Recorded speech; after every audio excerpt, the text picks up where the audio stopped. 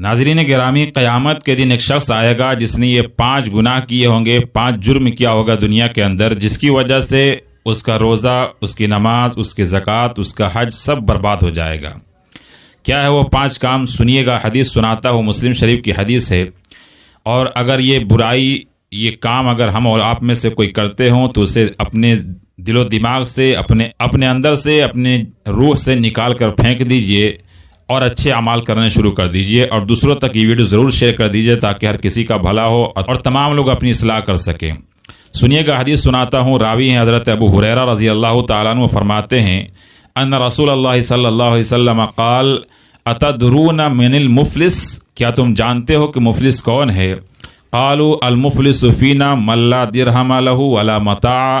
حضرت ابو ہریرہ رضی اللہ تعالیٰ عنہ سے روایت ہے کہ رسول اکرم صلی اللہ علیہ وسلم نے صحابہ سے پوچھا، کیا تم جانتے ہو کہ مفلس کون ہے؟ تو صحابہ کرام نے فرمایا کہ ہمارے نزدیک مفلس وہ ہے جس کے پاس درہم و دینار نہ ہو، جس کے پاس روپیے پیسے نہ ہو، مال و متاع نہ ہو، ہم اسے مفلس کہتے ہیں۔ لیکن حضور نے فرمایا نہیں، مفلس وہ نہیں ہے۔ مفلس کون ہے؟ حضور نے فرمایا میری امت کا مفلس وہ ہے جو قیامت کے دن نماز، روزہ اور زکوٰۃ اس جیسے اعمال لے کر آئے گا۔ لیکن کیا ہوگا؟ سنیے گا، حضور فرماتے ہیں کہ لیکن وہ 5 کام کیا ہوگا جس کی وجہ سے اس کا روزہ، زکوٰۃ، حج یہ سب برباد ہو جائے گا۔ تاہم اس نے کسی کو گالی دی ہوگی، کسی شخص کو گالی دی ہوگی جس کی وجہ سے اس کے نام اعمال برباد ہو جائیں، کسی پر تہمت دھری ہوگی، کسی کو تہمت لگائی ہوگی، تیسرے کسی کا مال ناحق کھا لیا ہوگا، کسی کے مال کو چرایا، کھایا، زبردستی کچھ بھی کر لیا ہوگا۔ نمبر 4 کسی کا خون بہایا ہوگا۔ نمبر 5 کسی کو مارا ہوگا۔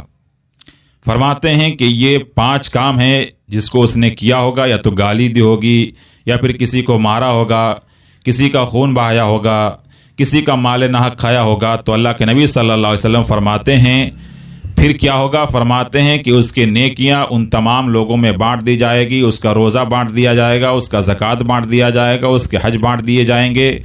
ان تمام لوگوں کو ان کے گناہ کی وجہ سے، کسی نے کسی کو گالی دی ہوگی اس کی وجہ سے اس کی نیکیاں دے دی جائے گی، کسی کو قتل کیا ہوگا اس کی وجہ سے اس کی نیکیاں دے دی جائے گی، کسی کو ناحق کسی کا مال کھایا ہوگا اس کے بدلے میں اس کی نیکیاں دے دی جائے گی، حتیٰ کہ وہ نیکی سے خالی ہو جائے گا۔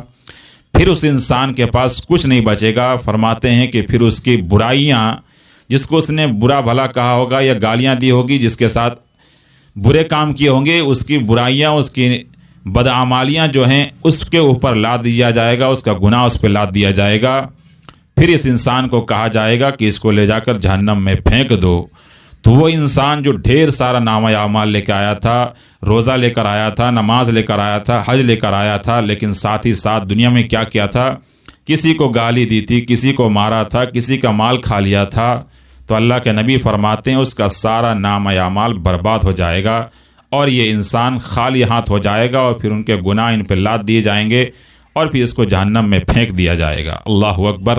اللہ ہم سب کو ان سب 5 برائیوں سے بچائے اور تمام لوگوں کو ان سب چیزوں سے محفوظ رکھے۔ السلام علیکم ورحمۃ اللہ وبرکاتہ۔